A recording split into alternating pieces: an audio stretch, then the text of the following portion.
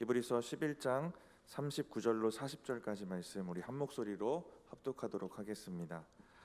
이 사람들은 다 믿음으로 말미암아 증거를 받았으나 약속된 것을 받지 못하였으니 이는 하나님이 우리를 위하여 더 좋은 것을 예비하셨은즉 우리가 아니면 그들로 온전함을 이루지 못하게 하려 하심이라. 아멘. 이 시간 다시 소망의 승리를 향하여라는 제목으로 담임 목사님 말씀 전해주시겠습니다. 네, 반갑습니다.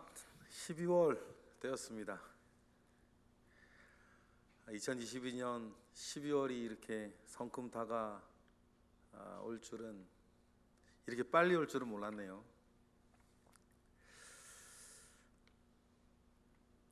우리가 읽은 히브리서 11장 내용은 믿음의 선조들에 대한 이야기들이 참 많이 나와 있습니다. 그들에게도 삶이 있었고 그들이 만나는 삶은 어쩌면 우리가 만나는 것보다 더 혹독하고 어려운 것이었죠. 그럼에도 불구하고 그들을 우리가 히브리서 11장에서 만나는 이유는 그들의 혹독한 삶을 뚫고도 남는 믿음이 그들에게 있었고, 그 믿음으로 승리한 증거들을 하나님께서는 우리에게 남기고 싶고 보여주고 싶고 우리도 그렇게 살게 하고 싶은 하나님의 뜻이 있기 때문입니다. 여러분, 믿음을 가지고 산다는 것은 오늘 말씀의 제목, 그리고 12월 우리 교회의 월 표고와 같이 소망을 가지고 있다는 것이고, 그 소망 가운데 승리하는 것을 우리가 바라보기 때문입니다. 그리고 오늘 우리가 읽은 말씀처럼 우리의 믿음의 대상이 되시는 하나님, 그 하나님은 더 좋은 것을 우리에게 주시는 분이라는 사실을 우리가 신뢰하고 신뢰하기에 따라가기 때문이에요. 성경에 참 많은 사람들이 나오죠. 3,000여 명의 사람들이 성경에 나오는데, 성경에 나오는 그 사람들 중에서 제가 제일 안타깝게 생각하는 사람이 한 사람이 있는데, 그 사람은 히스기야의 아들 므낫세입니다. 남유다가 이 므낫세 때문에 망하죠. 하나님께서 여러 차례 내가 므낫세의 죄로 인해서 나라 망하게 하는 것을 내가 돌이키지 않겠다라고 말씀하실 정도였고, 예레미야에게는 얼룩말의 흰 줄과 얼룩말의 검은 줄을 너희들이 바꿔놓을 수 있고 그 색깔을 섞어 놓을 수 있을지라도 남유다를 망하게 하는 것을 내가 뜻을 바꾸지 않겠다. 그 이유는 므낫세의 악행 때문이라 하나님은 그렇게 말씀하실 정도였습니다.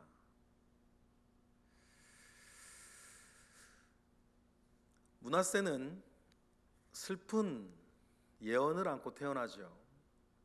히스기야가 아수르를 물리치고, 정확하게는 히스기야가 물리친 게 아니고 자고 일어나니 물리쳐진 것이었는데, 아무튼 히스기야 때에 당대의 초강대국 아수르가 남유다를 침공했다가 18만 5천 명의 군사를 잃고 퇴각하는 기적이, 엄청난 일이 일어납니다.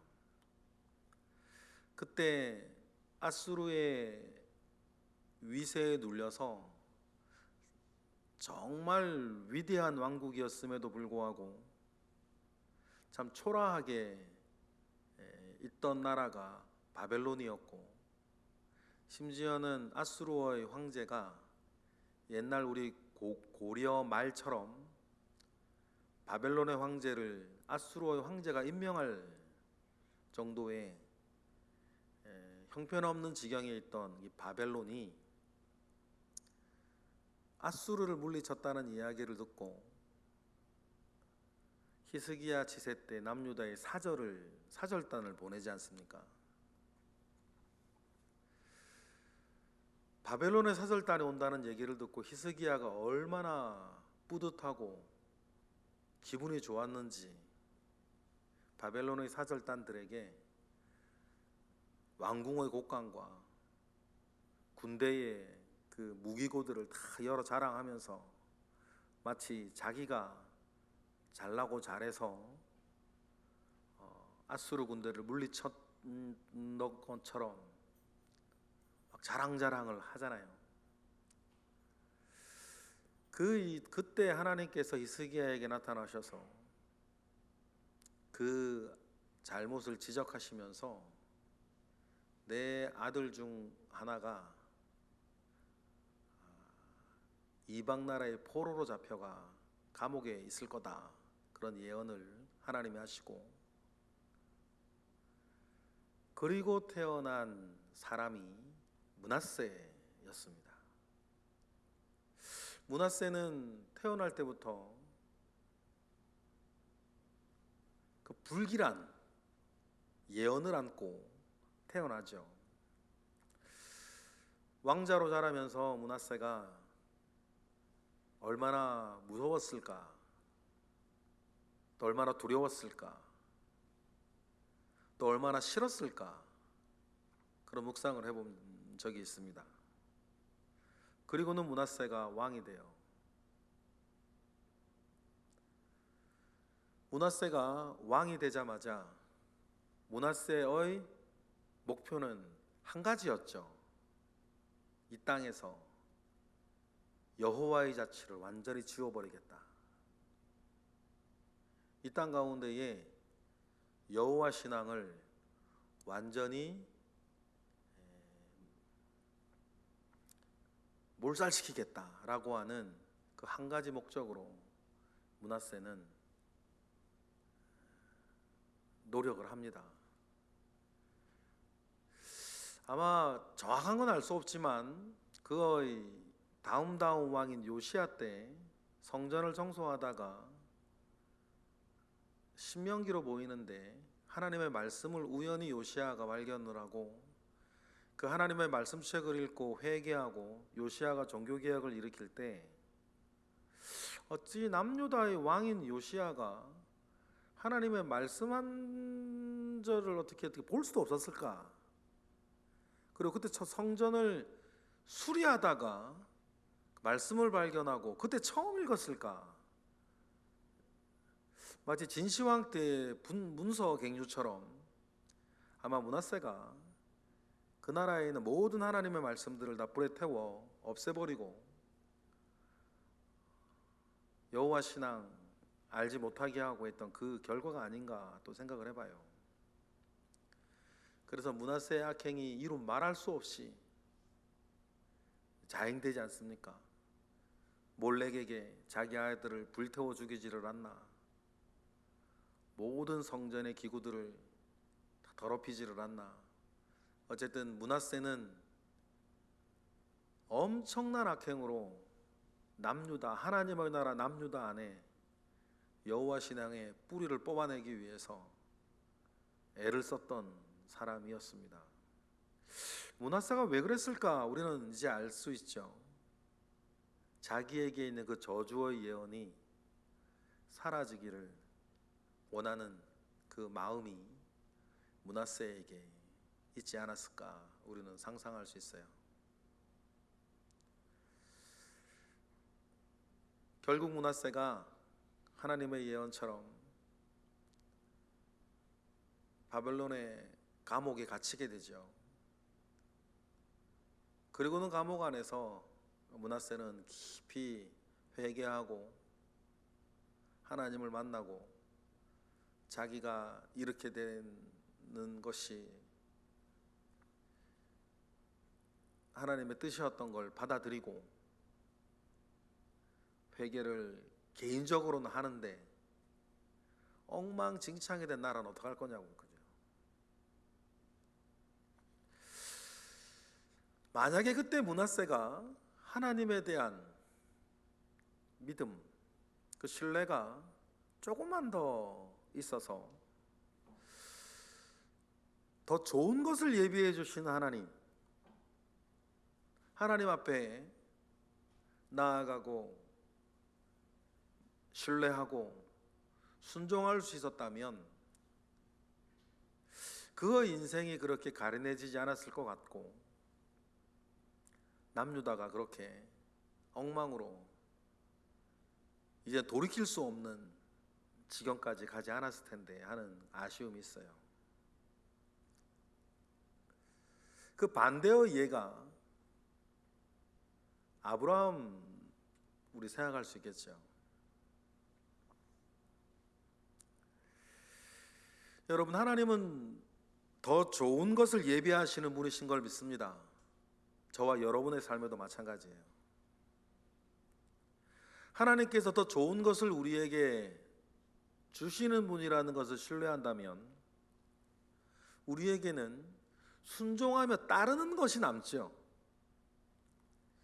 이것이 믿음이고, 하나님은 이 믿음을 의로 여기셨다, 그렇게 아브라함에게 말씀하셨어요. 그러니 믿음 안에서의 의는 윤리의 문제가 아니라 순종, 따름의 문제라는 것을 우리는 꼭 기억하셔야 돼요.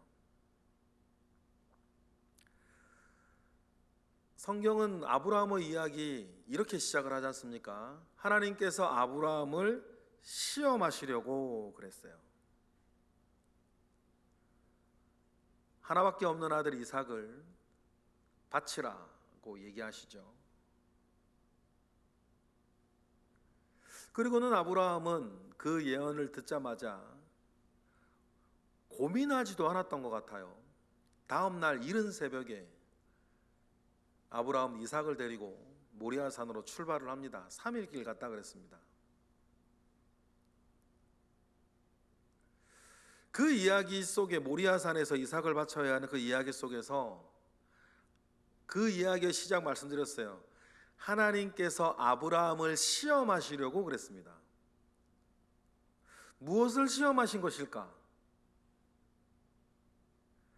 정말 아브라함이 나를 신뢰하는가? 아니면 내가 준 것을 신뢰하는가? 정말 아브라함이 온전한 믿음을 가지고 있는 것인지에 대해서 하나님은 시험하시려고 한 거죠. 그러나 다음 날 이른 아침에 바로 출발하는 아브라함을 보면 아브라함은 하나님을 믿었어요. 그리고 그것을 하나님은 의로 여기셨다, 히브리서에 그렇게 말씀하시고 계시는데, 생각해 봤으면 좋겠어요. 아브라함은 무엇을 믿었을까? 간단하게 하나님을 믿었다 그럼 끝이에요. 그죠? 하나님을 믿었죠. 그러네, 하나님의 무엇을 믿은 것일까? 아브라함을 그 믿음을 의로 여기셨다 그랬는데 아브라함이 믿은 게 뭘까요? 아브라함이 믿은 게 그럼 뭘까? 하나님을 믿은 건데 하나님의 무엇을 믿은 걸까? 하나님의 약속을 믿은 거겠죠. 하나님이 자기에게 주신 약속을 믿었을 거예요. 그러면 하나님께서 아브라함에게 주신 약속이 무엇이었죠? 몇 가지 갈래로 이야기할 수 있는데, 하나님께서 아브라함에게 주신 약속은 땅에 대한 약속과 바다의 별, 해변의 모래와 밤하늘의 별과 같은 후손에 대한 약속이었어요. 아브라함이 하나님에 대한 약속을 믿었다는 것은 이렇게 수많은 후손에 대한 믿음이었다는 거죠. 그런데 하나님께서 지금 하나밖에 없는 아들을 바치래요. 그리고 그 아들을 잡아 죽이기 위해서, 제물로 바치기 위해서, 당대에는 그런 일들이 뭐 종종 있는 일들이었습니다. 우리의 윤리랑은 좀 달라요. 그래서 어떤 사람이 하나님이 어떻게 뭐 아들을 뭐 잡아서 제물을 바치라고 하냐 마냐 그런 걸 뭐 지금 우리의 잣대로 얘기를 하는데, 당시에 아버지의 고난은 뭐 그런 것들이 별 문제되지 않는 문화 속에 있었다는 걸 우리도 기억할 필요도 있어요. 그러나 아브라함의 경우는 좀 달랐죠. 독생자였으니까.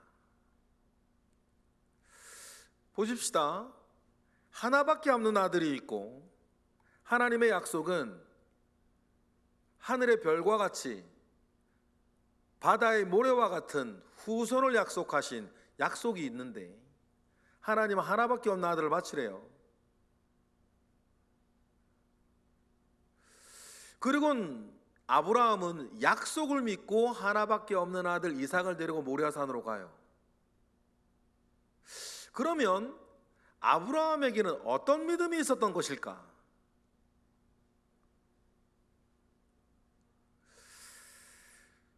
죽이지 않으실 거란 믿음이 있었던 것 같아요. 아니면 죽더라도 다시 살리시는 믿음이 있었던 것 같아요. 그 성경 구절이 하나 있죠. 근거 구절이 하나 있죠. 우리 창세기 22장 5절 보세요. 모리아산에 도착을 했어요. 종들이 따라갔죠. 그러나 산까지 와서 올라갈 때는 아브라함이 이삭만 데리고 갑니다. 이삭을 제물로 바치기 위해서 데려가는데 종들이 따라올 거 아니에요. 그리고 아브라함이 종들에게 너희들은 여기에 있으라 라고 하면서 한 얘기가 어떻게 되죠? 우리 5절 읽어볼까요? 시작. 이에 아브라함이 종들에게 이르되 너희는 나귀와 함께 여기서 기다리라. 내가 아이와 함께 저기 가서 예배하고 누구 어떻게 해요? 우리가 너희에게로 돌아오리라. 원래대로 가면 아브라함 혼자 돌아오게 되는 거예요. 그런데 아브라함이 말을 하죠. 예배하고 우리가 너희에게로 돌아올 거라고 아브라함은 얘기를 해요. 그러면 아브라함 자신이 지금 하려고 하는 일은 하나밖에 없는 아들 이삭을 죽이는 건데, 종들에게는 우리가 돌아올 것이라고 얘기를 해요. 그럼 아브라함이 어떤 믿음인지 아시겠죠? 하나님 이 이삭을 죽이지 않으실 거다, 내지는 많은 사람들이 이 이야기를 부활신앙으로 해석하시는 분들이 참 많죠. 저 근거가 있다고 생각을 해요. 일리가 있다고 생각을 합니다. 하나님이 죽이지 않으시든지 아니면 죽더라도 다시 살리실 거라고 하는 믿음이 아브라함에게 있었던 것 같아요. 왜냐하면 오늘 우리가 읽은 말씀처럼 하나님은 더 좋은 것을 주실, 우리가 생각하고 우리가 계산하는 것보다 더 좋은 것을 주시는 분이신 것을 하나님은 신뢰했기 때문이에요. 여러분, 올해를 마무리해야 하는 12월을 맞이하면서 저와 여러분에게 이 믿음이 있었으면 좋겠어요. 지금 여러분 어떻게 사시나요? 어떤 처지에 계시죠? 무엇이 여러분을 혼란스럽게 하시나요?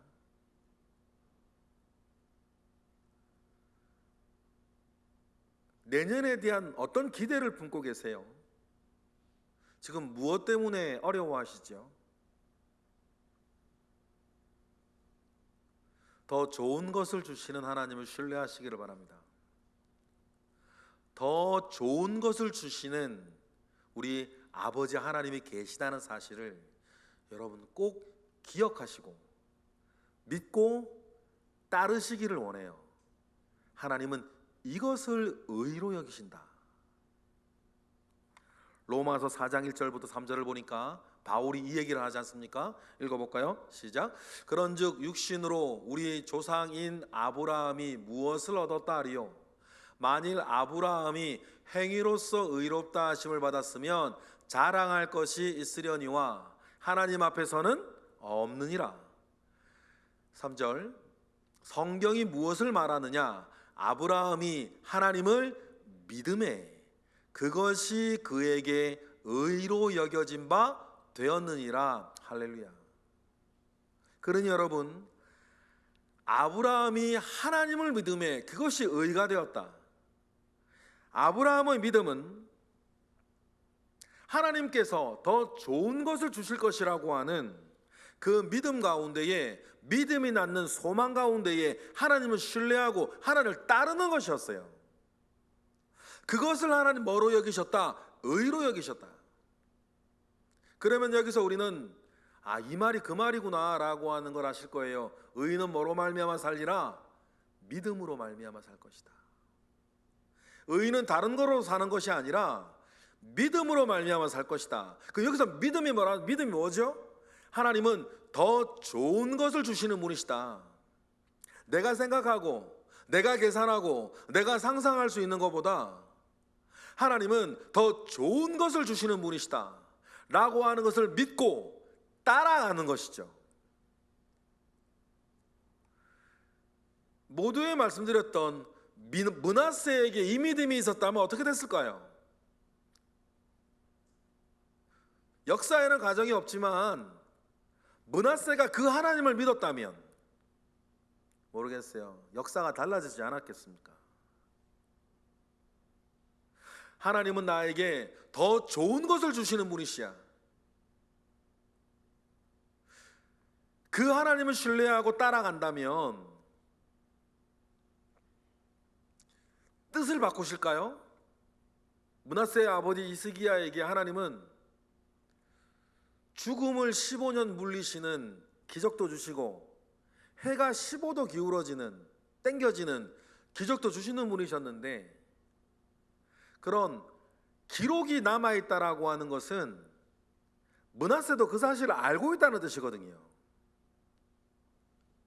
그러면 자기에게 있는 이 저주의 예언이 없애게 해달라고, 면하게 해달라고 하나님께 매달리는 쪽으로 갔으면 어떻게 됐을까? 아니면 사드락과 메삭과 아벳느고의 믿음처럼 그리 아니하실지라도 나는 하나님을 신뢰하겠다고 고백하며 나아갔다면 므낫세는 어떻게 됐을까? 나라는 어떻게 됐을까? 물론 포로로 잡혀가서 감옥에 갇히는 그 일을 당한다 하더라도 감옥에서 만난 하나님, 므낫세 어떻게 하셨어요? 므낫세를 다시 남유다로 돌려 보내주시지 않았습니까? 나라를 그 지경으로 만들어 놓고 바벨론의 감옥에 갇혀서 있을 때에도 하나님은 그 감옥에서도 회개하고 하나님께 돌아왔을 때 하나님은 므낫세를 남유다로 돌려 보내시는 분이셨단 말이에요. 그러면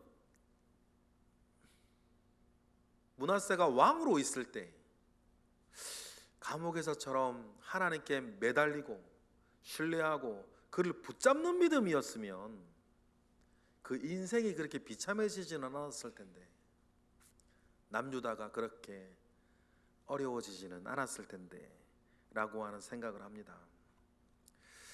여러분, 하나님은 더 좋은 것을 예비하시는 분이신 것을 우리는 믿고 나아가는 저와 여러분 되시기를 바라요. 히브리서 11장 39절 40절을 오늘 보면 다시 읽어볼까요? 시작. 이 사람들은 다 믿음으로 말미암아 증거를 받았으나 약속된 것을 받지 못하였으니 이는 하나님이 우리를 위하여 더 좋은 것을 예비하셨은즉 우리가 아니면 그들로 온전함을 이루지 못하게 하려 하심이라. 믿음 가운데 살아갔던 많은 사람들이 히브리서 11장에 등장하는데 그들은 증거는 받았으나 뭐로는 받지 못했다. 약속된 것으로 받지는 못했다. 왜냐하면 하나님께서 히브리서 11장에 등장하는 그 많은 믿음의 사람들보다 더 좋은 것을 우리에게 예비하셨기 때문이다. 예수 그리스도시죠.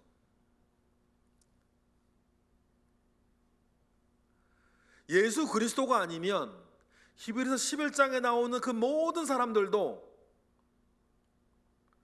온전함을 이루지 못하게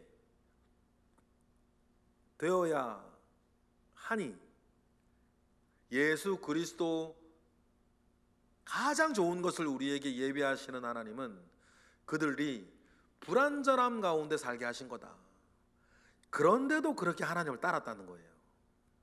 그리고 오늘 우리 하나님께서 더 좋은 것을 예비하시는 것임을 우리가 알게 되고 믿게 되었으니 오늘 우리의 삶의 형편 가운데에서 어떤 일들이 여러분을 애워싸고 있다 할지라도 꼭 기억하시기를 원해요. 더 좋은 것으로 예비하시는 하나님이 계신다. 그 하나님을 믿고 따르는 12월 되시기를 원해요. 왜냐하면 하나님이 우리에게 주시는 것은 두려워하는 마음이 아니고 다음의 세 가지를 언제나 주신대요. 고린도후서 1장 17절 보실까요? 다 같이 시작. 네, 제가 좀 잘못 드린 것 같네요. 고린도후서 1장 17절에 저게 맞나요? 일단 저 말씀으로 해볼까요? 시작.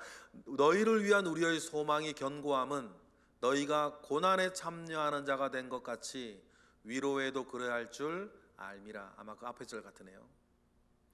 이런 말씀이 나오죠.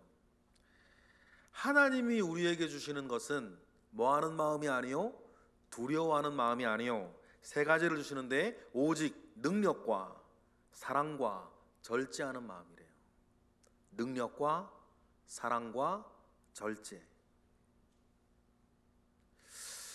하나님은 더 좋은 것을 우리에게 예비하는 것이다, 예비하시는 분이시다라는 것을 믿으면 첫 번째 우리에게 있어야 되는 것, 두려워하지 않는다. 그리고는 그 믿음을 향해 나아가면서 오직 세 가지 하나님을 얻어서 간다는 거죠. 사랑과 오직 능력과 사랑과 절제라 그랬어요. 믿음 가운데 나아가는 사람이 두려워하지 아니하고 믿음 가운데 나아가는 사람에게 하나님이 먼저 주시는 마음속의 증거가 뭐라고요? 능력과 사랑과 절제라 그랬습니다.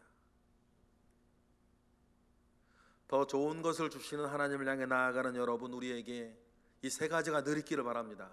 다시 한번요. 능력과 사랑과 절제라 그랬어요. 하나님을 신뢰하니까 절제하는 거 아닙니까? 하나님을 신뢰하니까 우리는 사랑해요.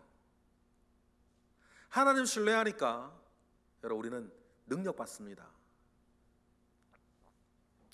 그 믿음으로 살아가시는 저와 여러분 되시기를 원해요. 그러면 믿음은 따르는 거니까 무엇을 어떻게 따라야 할까요? 우리 신명기 10장 말씀 한번 보실까요? 신명기 10장 12절부터 시작. 이스라엘아, 내 하나님 여호와께서 내게 요구하시는 것이 무엇이냐?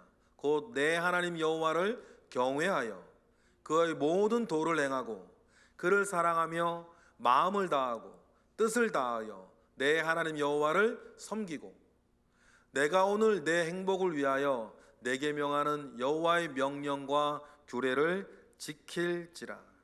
그리고 15절 맨 마지막으로 가볼까요? 다시 같이 시작. 여호와께서 오직 내 조상들을 기뻐하시고 그들을 사랑하사 그들의 후손인 너희를 만민 중에 택하셨음이 오늘과 같으니라. 그러니 여러분, 하나님의 택함을 받은 저와 여러분은 오늘 하나님께서 말씀하신 것과 같이 하나님께서 여러분에게 요구하시는 것, 하나님을 경외하고 그의 모든 도를 따르며 살아가는 일이 12월 한 달 저와 여러분에게 있기를 바랍니다. 그의 법을 따르며 살아가고 그를 믿으며 그를 쫓는 것은 우리의 삶을 근거로 보았을 때 우리가 분명히 믿는 것이 하나 있기 때문이죠. 좀 전에 말씀드렸던 것처럼 하나님은 더 좋은 것을 예비하시는 분이니까. 하나님께서 어떤 좋은 것을 준비해 놓으시고 우리에게 12월을 2022년도를 마무리하게 하실지 기대하는 마음으로 여러분 살아가시는 저와 여러분 되시기를 바랍니다. 기도하겠습니다. 할렐루야. 하나님, 감사와 영광을 올려드립니다. 크신 은혜가 우리 가운데 있습니다. 하나님, 우리는 주님을 신뢰합니다. 주님 앞에 온전하게 하시고 하나님 아버지 앞에 완전케 하시는 12월을 시작하게 하시고 22년도를 마무리하게 하옵소서. 예수 그리스도 이름으로 기도드렸나이다. 아멘.